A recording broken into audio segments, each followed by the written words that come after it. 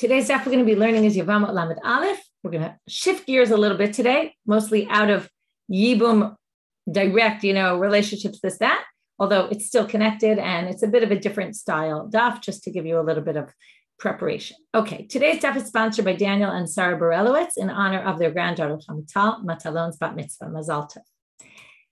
Okay, we're going to get started. We'll review again the Mishnah from yesterday because we have to understand that well to be understanding what's going on in today's daf.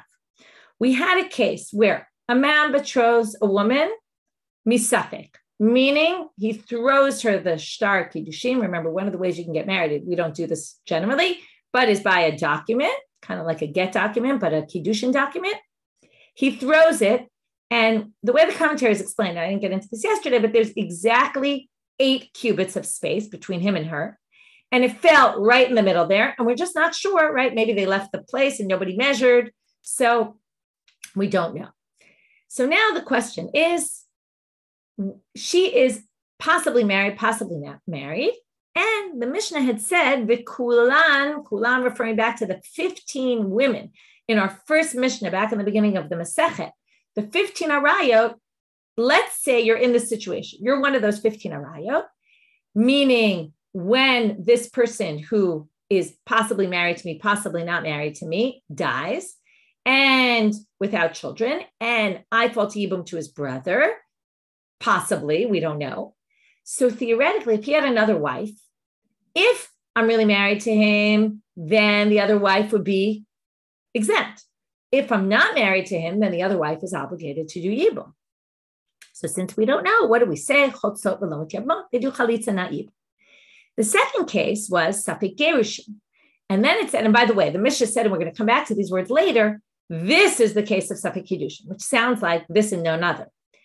Then it says by get. What's the Safek case? It's not the same thing, which could be a case. In fact, in the Mishnah, Gitin talks about a case where Safek harav lo, Safek harav la. Okay, it's a very famous case in Gitin. It's much more common there than in Kiddushin because everybody needs a document for get, and it has to v'natan, it has to be given to her. So the question is, is it in her possession or not? So we have a whole debate about that. But here, it doesn't appear in our Mishnah, and that's where the Gemara goes off, because the cases that appeared in our Mishnah are all cases where the get would be valid on a Torah level, but the rabbis instituted, for example, that you have to have a date in the get. You have to have witnesses signing. Okay, so all of these gitin that were mentioned that we saw in the Mishnah are all cases where on a Torah level, it actually would be a get, but there's some sort of issue, right, that the rabbis institute that you don't have in your get. So we're going to call that Safek Yerushin. Because of that, we're going to say, make her do chalitza. So the Gemara wanted to first question, why doesn't it say in get, Safek harav lo, Safek harav la? Why wouldn't that be Safek Yerushin here? So the whole first part of today's shiur is going to be trying to come up with the differences.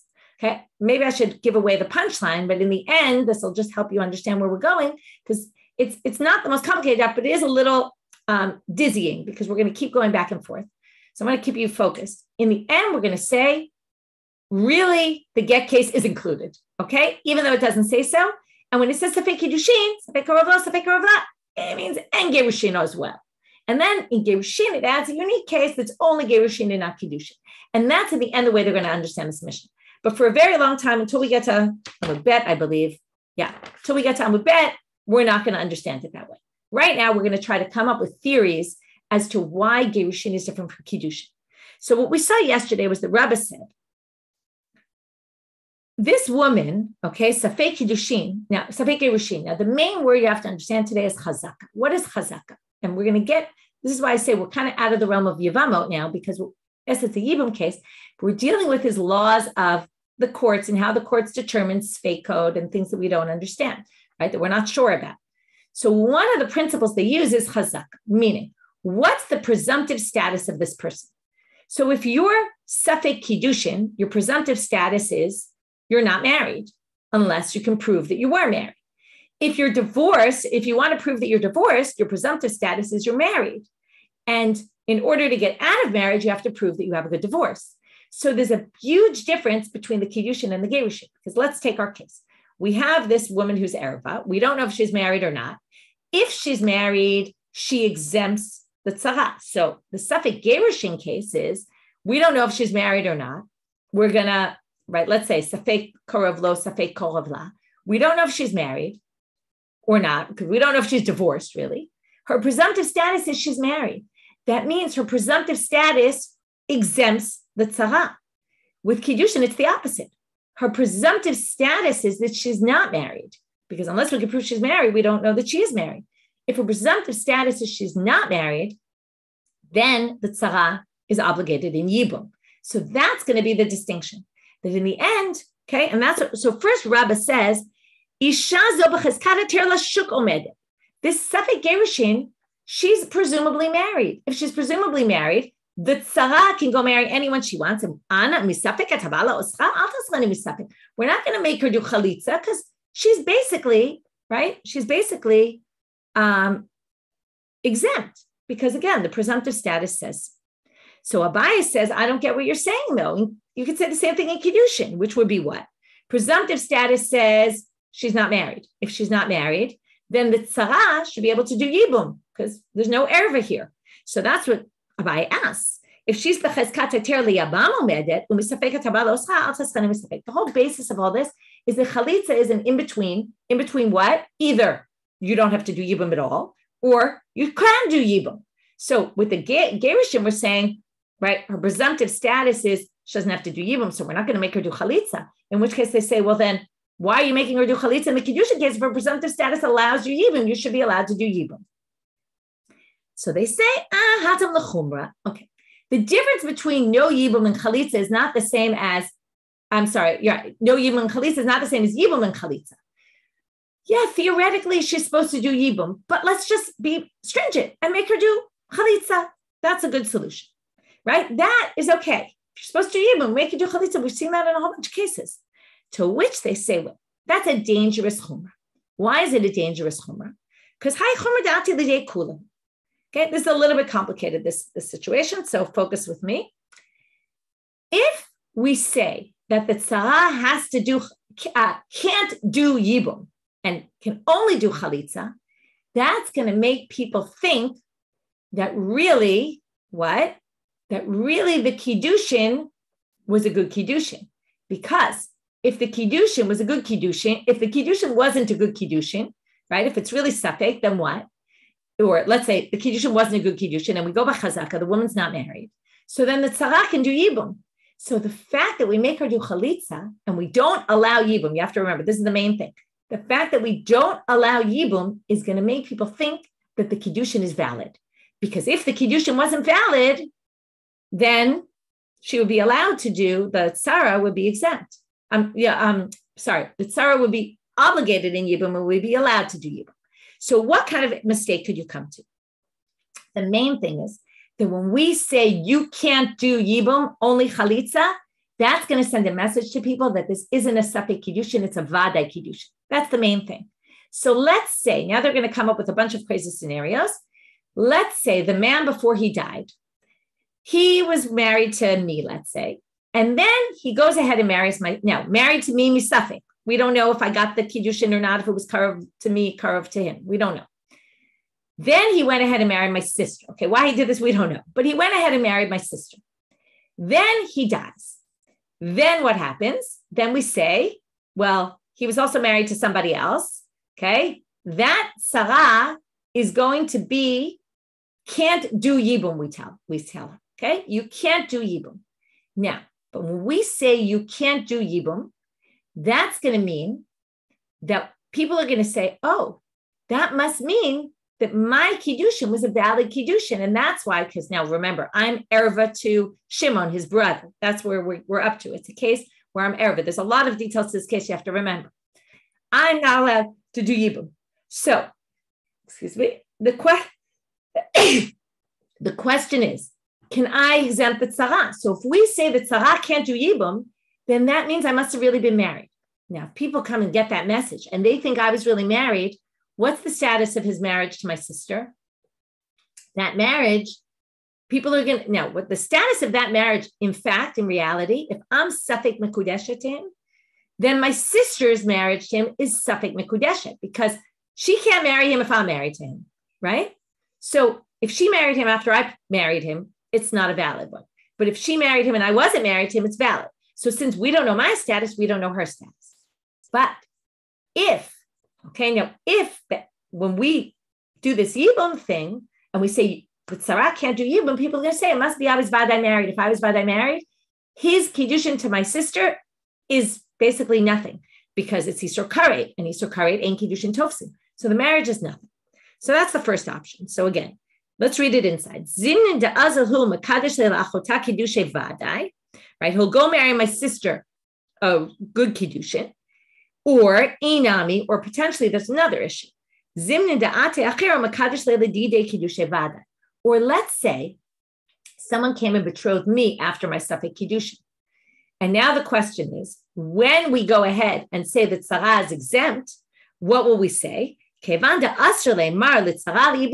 they say my Sarah can't do Yibum, she has to do Chalitza, she can't do Yibum, what kind of message is that going to send to people?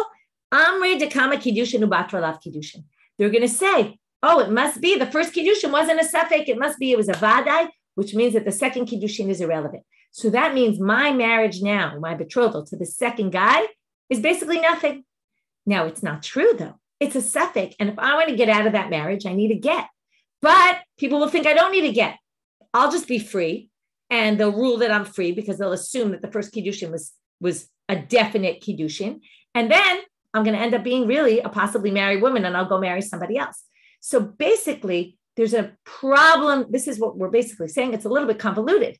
But the simple way of saying it is by the fact that we don't allow her to do Yibum, that's creating other problems, okay? It creates potential problems that people will come to think, since she can't do Yibum, it must be she's exempt. If she's exempt, that means my Kiddushin was valid because I'm exempting her.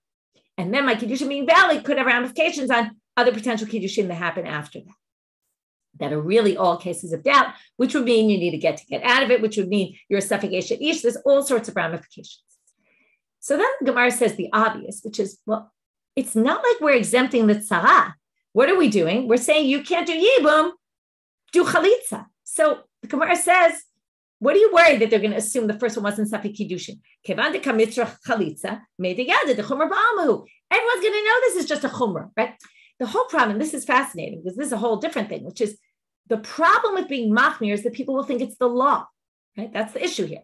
But now they say, no one's going to think it's the law that she's exempt and therefore I must have been legitimate married because they didn't exempt her. They made her do chalitza. Everyone knows that that's a chumrah. So what are you worried about? So they say, okay, well, we're going to keep ping-ponging back and forth. This is all to explain why Kiddushin is different from Gerushin. But now they say, because Kiddushin, we just said, we're just machmir, right? To which they said, well, it's a chumrah that's a problem. And then they said, it's not a chumrah that's a problem. Because if they were going to think I was definitely married, then she would have been exempt entirely. Chalitza is exactly this in between, which everyone knows then it's just a chumrah. So they say, Hachi Gerushinami, litneva litzrucha chalitza, umediyad, ti chumrah ba'almahu. So if chalitza is just a chumrah, and everyone knows it's a chumrah, so let's go back to the Gitin case. Our premise is that Safek Korav Lo, Safek Korav La in Gitin is not in our Mishnah because, why? Because presumptive status is I'm married, which means presumptive status says my tzara is exempt, which means in that case, the tzara is exempt from Yibum. She doesn't have to do Yibum, not Chalitza. So they come and say, it is Safek, I might actually be divorced, in which case she actually will be obligated. So why don't we make her do Chalitza? In other words, everyone knows it's just a chumrah. So they say no, because there's a concern. This is a concern. And this is the concern they're going to assume for the next little while. Since we make her do chalitza, they might think she could do yibum. And that for sure is a problem because maybe she's really exempt from yibum. And if you're exempt from yibum, you're marrying eshet ach, right? He's marrying his brother's sister. His brother's wife. That's a big problem. So we don't make her do chalitza because maybe she'll come to do yibum. Okay, now we have to ping pong back to Kiddushin. So why in Kiddushin do we make her do? I told you, it's very dizzying today. So again, hachanami, let's go back to Kiddushin and say the same thing. In Kiddushin, you'll have the same problem. If you allow chalitza, she'll end up doing yibum. To which the Gemara says, oh, that's not a problem based on what we said earlier. Okay, and that's this conclusion that we're going to question in 1 minute. But right now, we're going to say, look, What's the presumptive status of the married woman? Suffix married? That she's not married, because until we can prove she's married, her presumptive status is unmarried. If she's unmarried, then, and we go by presumptive status, which is a rule and this is what's fascinating about it. Even though it's suffix 50-50, we don't know. But the ruling is, since it's a doubt, we go by presumptive status. We have, 50 karav lav, 50 karav lo, right? So we're 50-50, but comes the chazaka and it weighs it down. Presumptive status says, we assume she's unmarried. If we assume she's unmarried, the tzara has to do yibum. So we say chalitza because of maybe really she is married. But if the worst case scenario that she ends up just seeing, since she could do chalitza, she thinks she could do yibum also, and they do yibum, or he thinks, doesn't matter which one, they think they could do yibum, it's okay, because we have the law to go by. Presumptive status is the first wife was unmarried, the erva woman. The erva woman was unmarried, in which case the tzara is obligated in yibum. So that's why there's this big difference, kedushin, gerushin. So now Abaye says, wait a minute. Who says we go by chazaka always? Okay, when it's 50-50, we go by chazaka. We're going to show you a case where we don't. Eitivei Abaye. Nafal habayit alav va'al bat achiv. Okay, here, we'll have a nice picture here, okay, in our presentation. So a house falls, right? A house collapses on, okay, there's Reuven and Shimon are brothers. Shimon has a daughter, Yael. Okay, Yael marries Reuven. Okay, that's allowed in halacha. So Yael can marry Reuven. So now what happens? If the house falls, okay, now Reuven, okay, let's get the whole story. So Shimon has a daughter, Reuven marries his niece, basically, which is permitted by Torah law. He marries his niece, right? A man can't marry his aunt, but he can marry his niece. Then Reuven has a second wife, Shula. The house falls on them, crashes on them, and they both die. Now, we don't know who died first. Because now what's going to happen? They fall to Yibum to Shimon. Yael is Shimon's daughter. She obviously, right, Bito. She obviously can't do Yibum. So does she exempt the tzara or not? It all depends who died first. If Yael died first, then she's not married to Reuven, and then Shula would have to do Yibum. If Yael died second, then she was married to Reuven. She was still there when Reuven died. She would exempt Shula from Yibum. So what do? Chalitza, okay? So tzarata choletza v'lo mityaben. So now, why don't we say, what's presumptive status here of Yael? Before we know that she died, she was married. So if we go by presumptive status and we assume she's married, then she should exempt, right? Should be just like Gerushin. We assume she's married, and therefore, what do we say? The tzara doesn't have to do anything because we go by presumptive status. It's 50-50 who died first. Presumptive status says she's exempt, and we're concerned what?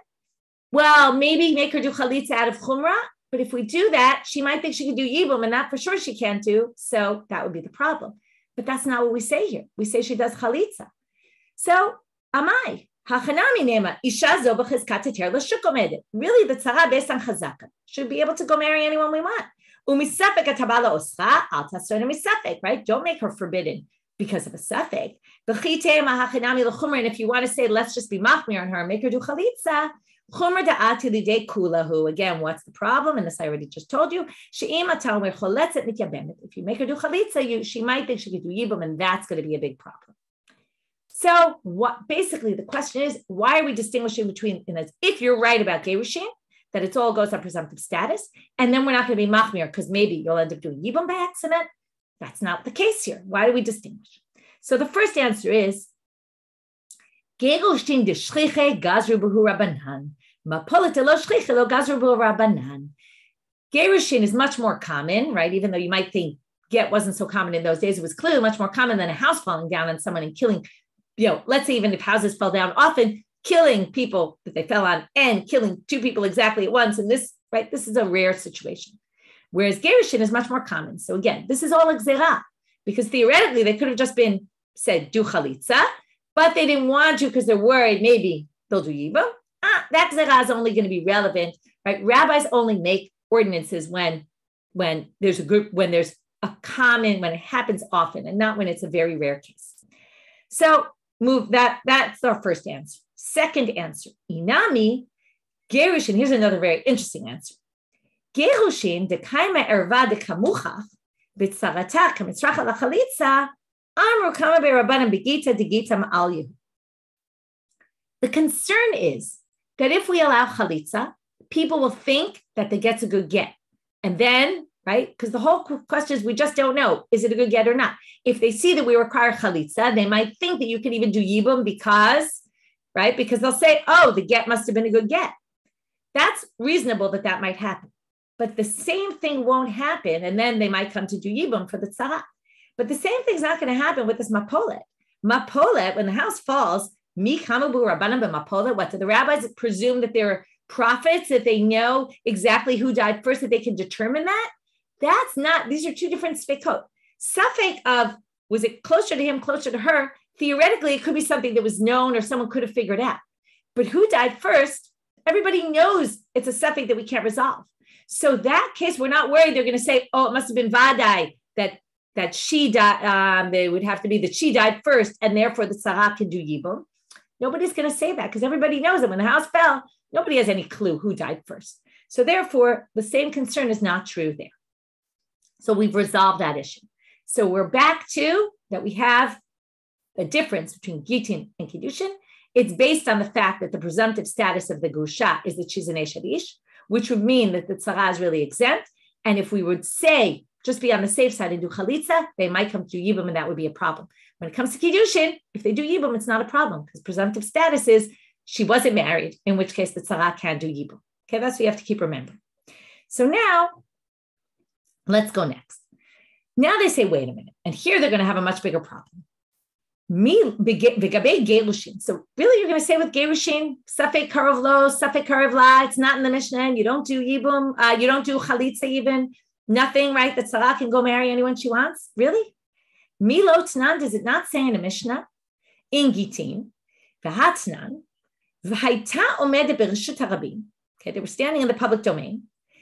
Bizrakola, karov la megureshet, karov lo ena megureshet. Right? So if he throws it in Reshut Rabim, it's closer to her, it's hers. Closer to him, it's his. It has to be within 4 amot of her. Anyway, we're not going to get into all that right now. Mechzal mechzeh, if it's exactly in the middle, megureshet ve'ena megureshet. That's called safek megureshet. We treat her both as if she's divorced, both as if she's not divorced, meaning let's say she wants to go marry someone else, she'd need a get, right? All sorts of things. So now the Gemara wants to know what all sorts of things. For what relevance is she considered safek married, safek not married? If he's a Kohen, he can't stay married to her because maybe, right, he can't remarry her on the account, right? You would basically say if Safek Gerushin, she would have to do a new Kiddushin with her husband to stay married. At this point, if he's a Kohen, she's maybe a Grusha and he can't marry a divorcee. And here comes our issue. Now, you have to remember, this isn't the Mishnah. This is what they commented on the Mishnah, and that's going to contradict everything we've just said. Vi ervahi. If she's erva, okay, this safek megureshet case. Now remember, our Mishnah didn't mention this. Our Mishnah is talking about cases where we say she has to do chalitza. Our assumption was it's not mentioned in the Mishnah. That means because she must be exempt entirely and doesn't need to do yibum or chalitza. What does it say here? This safek karav lo, safek karav la. What does it say? I ervahi tzarata baya chalitza. She needs chalitza. That goes against everything we've been saying until now. So we don't say what we assumed earlier in the sugya. We're clearly not concerned here for what we said the rabbis were concerned about, and that's why they didn't bring this up in the Mishnah, that maybe if we let her do chalitza, they might think we could do yibum. So, and then they say, don't worry about that. That Mishnah was a totally different case. How do we know this? Well, Ha'itmarla was already said about this, that Rabba and Rabbi Yosef to Amrit Travai, Rabba and Rabbi Yosef both explained, Hacha b'shtei kitei edim askinan, echat omeret karov la, echat omeret karov lo, tahavi le'sfeika d'oraita. The case there where they were saying it was a case where we had 2 witnesses that said, we assumed it just meant nobody measured, right? Nobody knew. Now they say, no, there were 2 witnesses that came and said it fell into her domain. And there were also 2 witnesses that said it was in his domain, okay? But we still have 2 witnesses that said it was in her domain. Once we already have 2 witnesses to rely on, now it's true, we have those saying otherwise. And eventually we're going to reject this whole line of thinking because it doesn't make so much sense. So if you're struggling with it, don't worry. But because there are 2 witnesses that said her, that removes the presumptive status of she's married, in which case she exempts the tzara. So now, because we have 2 witnesses, it's going to be what they call, and I say what they call, because soon they're going to say it's not Sfeika Doraita. And that's why I'm not going to bother trying to explain why they thought it was Sfeika Doraita. But Havile, they assume this is a Sfeika Doraita because we do have two witnesses claiming that she's divorced. And therefore, we have a much bigger quandary here. And that's why we make her do Chalitza. Our mission is when there's only one group of witnesses. And then what does that mean? One said it was next to him, one said it was next to her. And that's why we have Safek.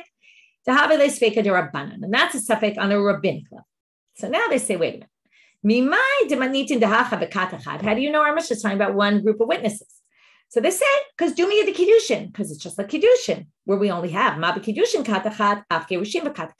Because the Kiddushin is clearly, and I say it a little bit jokingly, because in a second they're going to say, how do you know Kiddushin is katachat? But basically they're going to say, because the Kiddushin is katachat, we know the gerushin is katachat, to which the Gemara said, Kiddushin gufayu mimayid b'katachat. How do we know Kiddushin is b'katachat, that it's one group of witnesses, right? And then once we do that, we basically say, don't question me from that mission. It's a totally different case.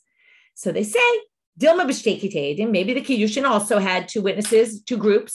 One group said next to him, one group next to her. So they say no, because if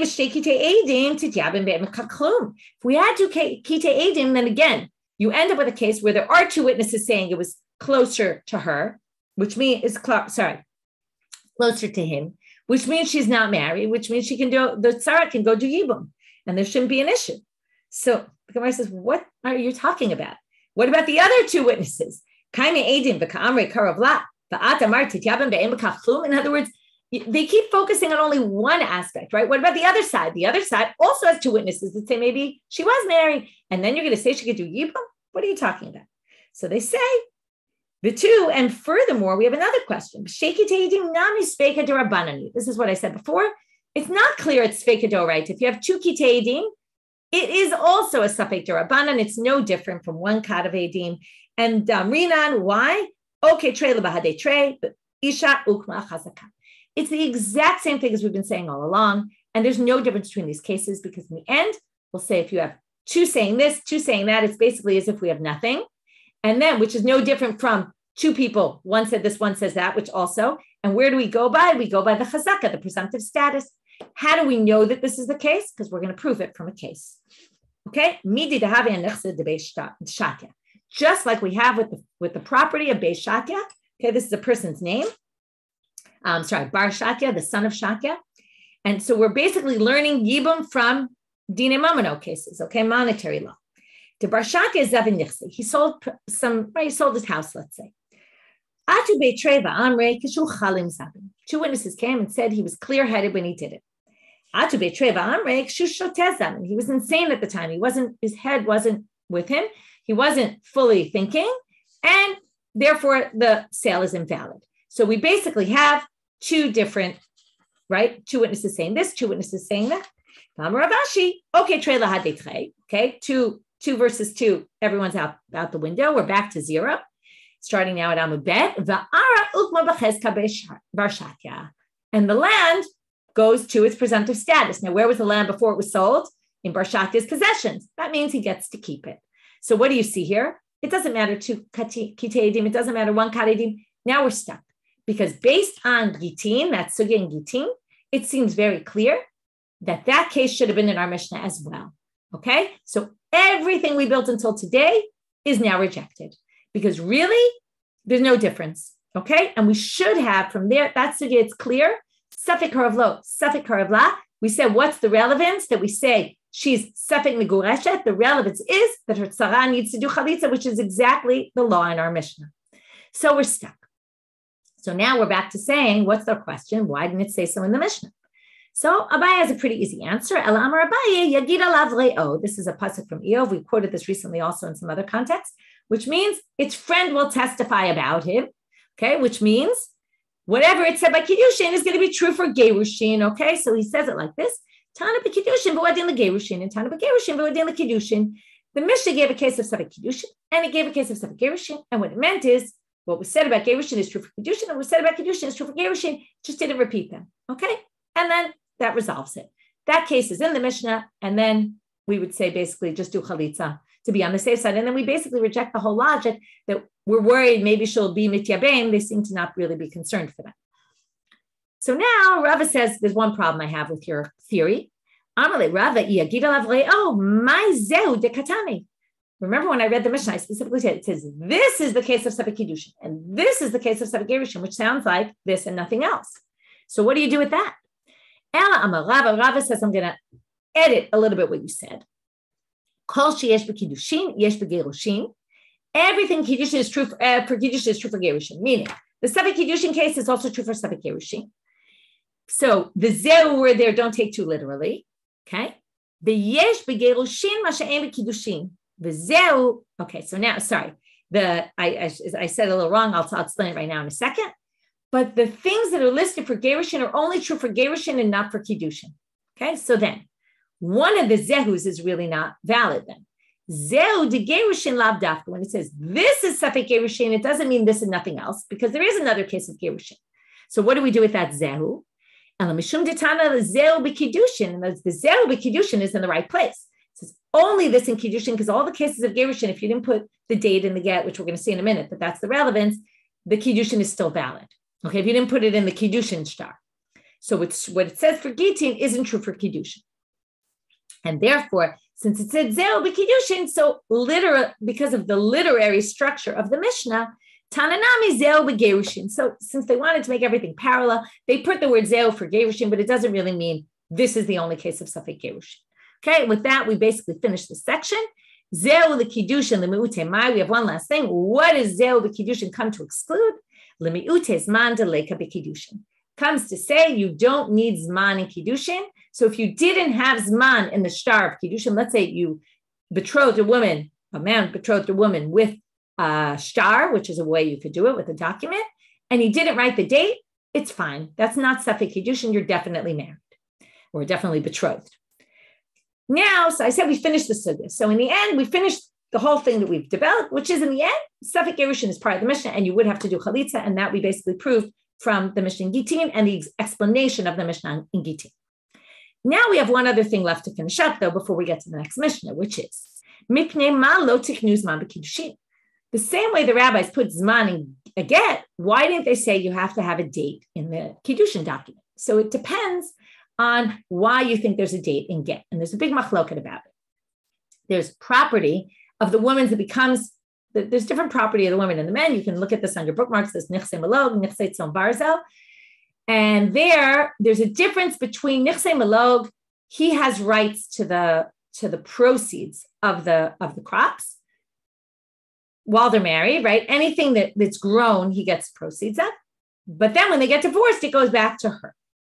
So you need the date on the get to know what the date was that she now gets any benefit from the fields, let's say, that were hers, that she brought into the marriage, that were nichse malog.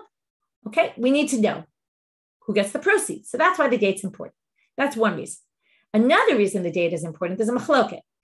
Another one is, and this connects a little with Yibum, which is all these relationships we've been seeing, sometimes people marry their niece, okay, like the case we just saw, where Reuven married Shimon's daughter.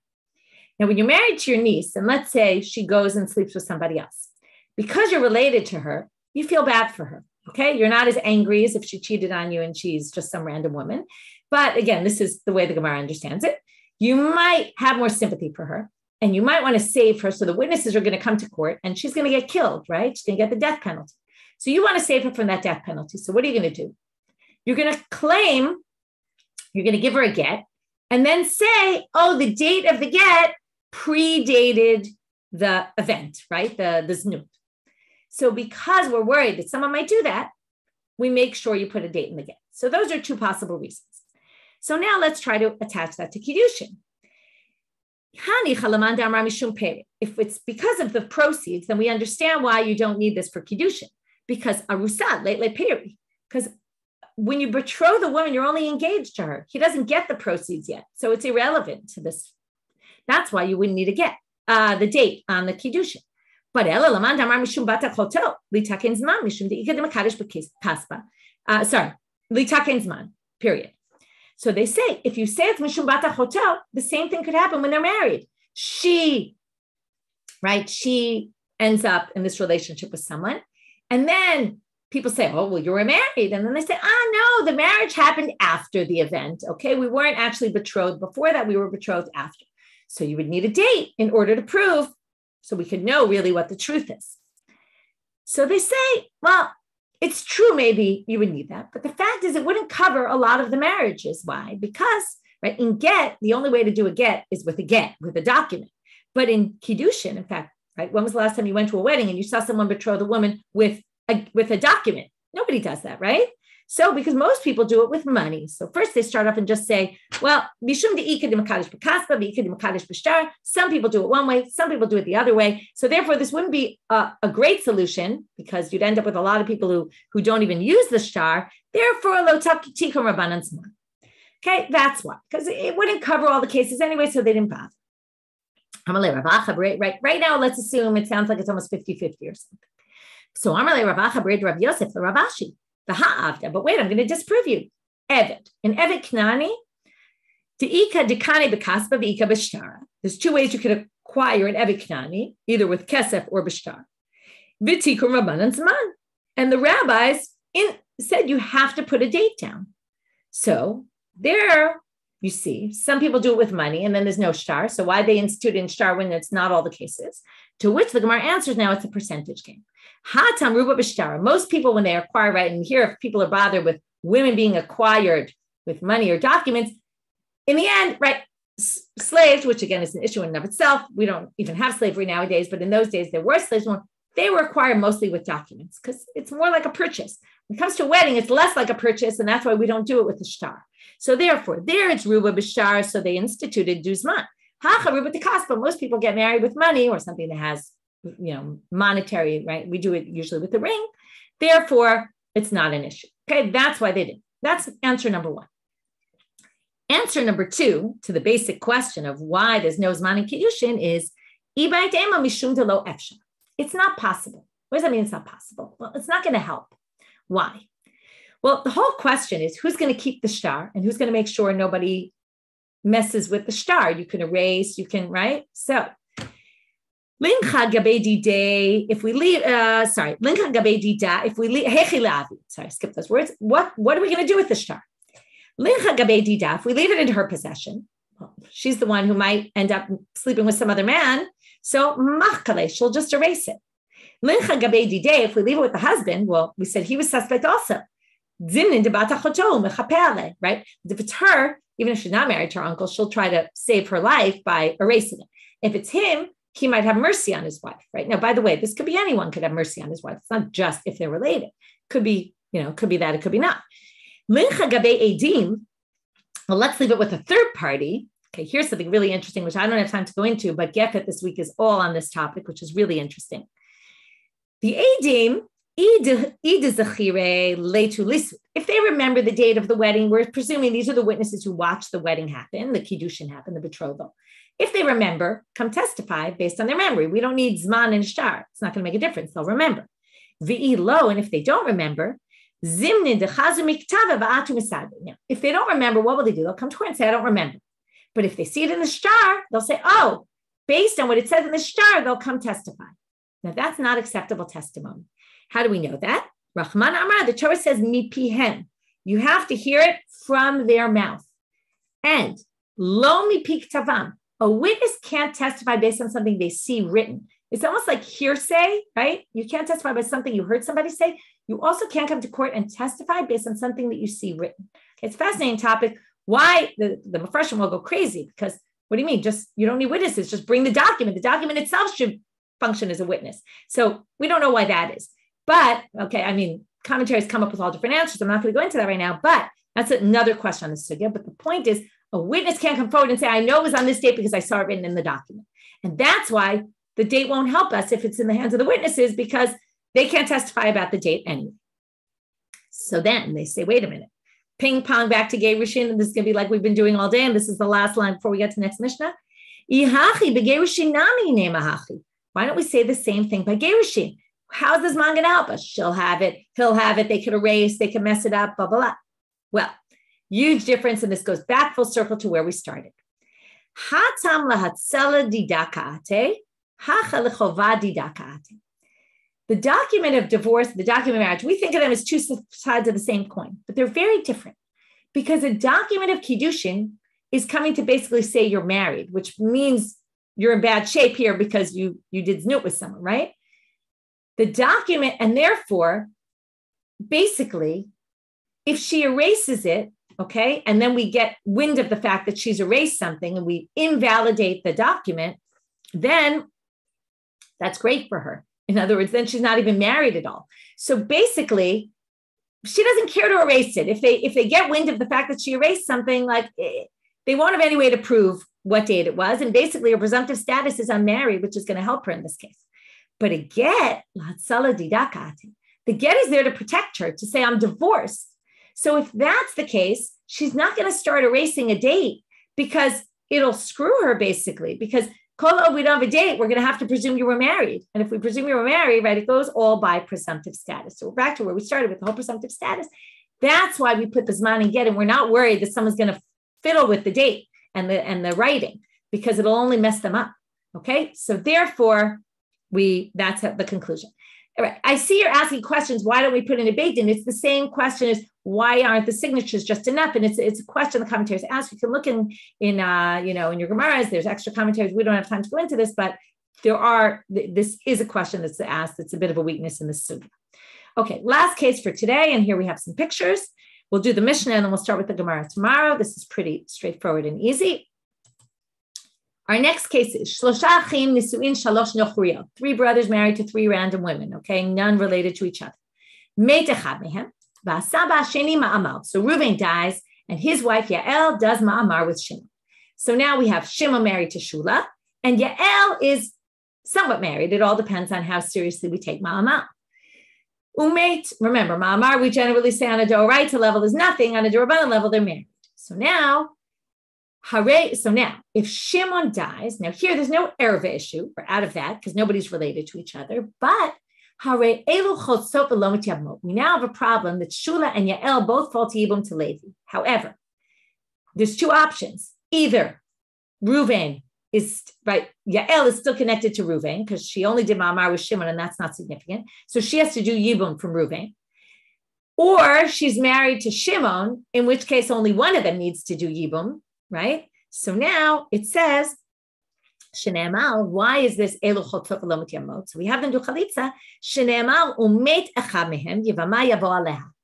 And therefore, She'aleh zikat Yabam echad v'lo She'aleh zikat Shnei Yevamim. Yael is connected to both Shimon and Reuven. She can't do Yibum because she's got this safek of which one is she connected to. Okay, we're going to have to understand this opinion more. It's not fully explained yet in the Mishnah. The Gemara is going to get much more into it. Right? Not if she's connected to 2 people. Rabbi Shimon disagrees and says, he says very simply, I don't understand. Either 2 need Yibum, Shula and Yael separately, or only one of them needs Yibum. So you can do Yibum with one of them, because for sure one of them needs Yibum, and then you can do Chalitza with the other. So either you can do Shula, Yael can do Chalitza, and that's either for Reuven or Shimon. If it was for Reuven, then Shula is obligated in Yibum. But if it's for Shimon, then Shula is exempt. So just make Shula do Chalitza. Alternatively, you could do it the opposite. You could have Shula do Yibum, and then Yael is either married to Shimon, in which case she can't do anything. So let's do Chalitza just in case. Or she's married to, or really she wouldn't have to do anything. But maybe she's still connected to Reuven and has to do Yibum for Reuven because the ma'amar was not enough, in which case she would have to do Yibum. But we can't make her do Yibum because maybe she's exempt from Yibum, so we make her do Chalitza. So that's what we'll finish for today, and we will pick up from the explanation of this in tomorrow's shiur. Have a great day, everybody.